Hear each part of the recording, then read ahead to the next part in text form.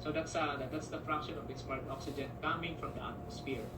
Okay, the ambient, very good, or ambient. Okay, ambient oxygen, 21 to 24%. That's American kind of English. Ambient. Anyway, so English. All right, so you will get 21 to 24% coming from the environment, from the atmosphere, without any supplementation. Okay, without any supplementation. Now, if your patient is having disorders, respiratory disorders, for instance, pneumonia, what's gonna happen? 21 to 24% is gonna be having hard time getting the 21 to 24% because of a certain or coexistent disorder. All right, because of the existing disorder. I mean, okay, so yeah, so what's gonna happen? So as a nurse, what are you gonna do? Because the patient is not able to meet the 21 to 24%. You supplement it with an oxygen.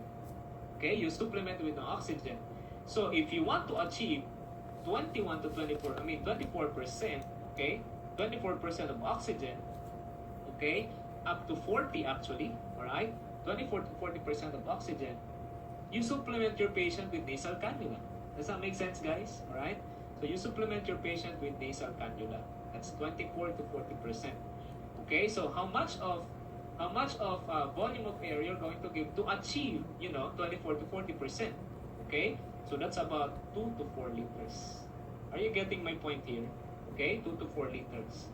Okay. So nasal cannula. Now, if the patient is still having some shortness of breathing, even still labored after being given with nasal cannula, what are you gonna do then? So you bump it up with a supplement with a higher percentage. Of course, with a higher percentage, higher volume of air you're gonna give. Okay, so that's gonna be your face mask. Okay, that's gonna be your face mask. Now, is this patient candidate for ICU? Not necessarily, not now, not yet.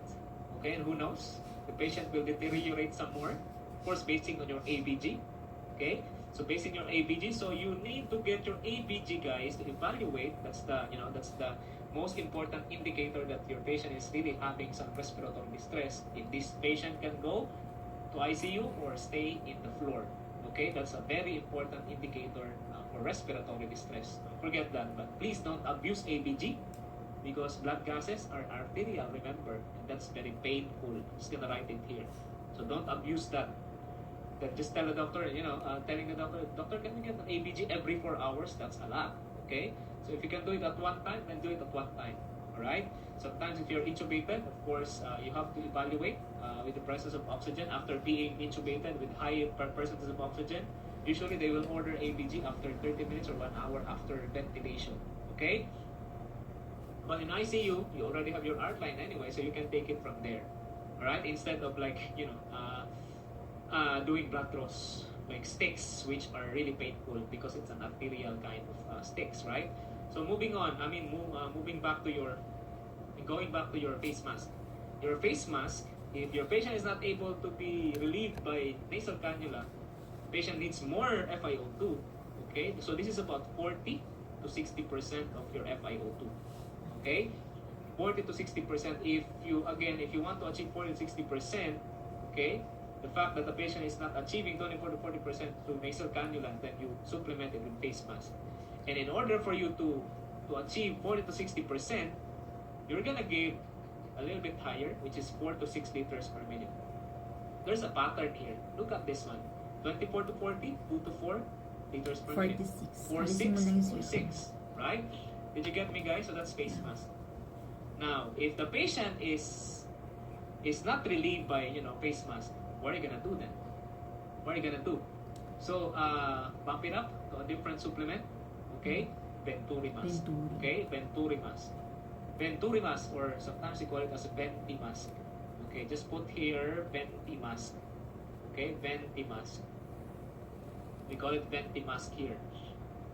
Okay, Venti mask is very good. You know why? Because Venti mask is precise, right? Precise percentage of oxygen you are giving to your patient. Okay, so if you look at it here, it's color coded. Okay, it's color coded. You can give 24% up to 60% of oxygen, but the good thing about it is that there's no escape of oxygen. It's all the way going to your patients. Unlike mask, there's going to be a leakage. because it's a mask. Unlike this one is super regulated. It's very regulated using this gadget right here. Okay, that particular device. Okay, so how much was it? 24 to 60%. But again, this is precise. You will never lose, or you never see leaks from this oxygen. So that's about 24 to 60%. Okay, 60. It's regulated. It's regulated. So if your patient is having some COPD and you don't want higher percent of oxygen and you don't want leakage of oxygen or anything else, so you want to give this ventimask. So this, this ventimask is good for COPD patients. Don't forget, guys, they might ask you a question about this. COPD, the best supplement for COPD, especially if they're having respiratory distress, instead of nasal cannula, 2 liters or 3 liters, might as well give it with ventimask. Okay, if you're going to choose nasal cannula, ventimask, especially if the patient is having respiratory distress, face mask, or non-rebreather mask. Okay, you answer ventimask because ventimask can precisely, can give precise amounts of oxygen to your patient. You're just gonna give 24% then, okay, for a COPD patient, because you don't want to lose what? You don't want to lose the drive for breathing. Okay, giving too much oxygen will deprive your, will cause less carbon dioxide. Less carbon dioxide will deprive you from breathing. All right. So that's Venturi mask. Okay. So let me also put here. Let me just put something like this. All right. So that's gonna be your. What's the counterpart for your venti mask? Venti is the key. Very good, Chai Chai. So what's the counterpart for your venti mask? If you want to give or supplement higher percentage of oxygen without intubating, okay, you go with your what? You go with your non-rebreather mask. Okay, your NRB. Okay, your non-rebreather mask. Your non-rebreather mask is, don't forget, guys, your non-rebreather mask is going to give you 80 to 100% of oxygen. Oh, that's pretty high amounts of oxygen to your patient, right? But you should have a medium, you should have a device that will meet or achieve this 80 to 100%. I put 80% because there's still some leakage. Okay, so 80 to 100%. Now, if you're going to give 100%, of course, it has to be full blast in terms of volume. Okay, I would say 10 to 15 liters per minute. Okay, that's gonna be your NRB. Okay, to give 100% of oxygen as much as possible. Okay, so you want to give 15 liters full blast of volume of air. Okay, so this is what it looks like. Okay, your non-rebreather mask. You know that very well, right? So this is your non-rebreather mask. Okay, so if you notice, there's a reservoir. Okay, there's a reservoir. That reservoir is connected to the oxygen source. Okay, it's connected to the oxygen source. It's connected to the oxygen source. Now, it gives oxygen, it goes directly to that reservoir. Okay, it goes directly to the reservoir. Now, if the patient inhales, if they will inhale, it's coming from the reservoir. Everything comes from the reservoir, coming from the reservoir. Again, your reservoir is coming from an oxygen source.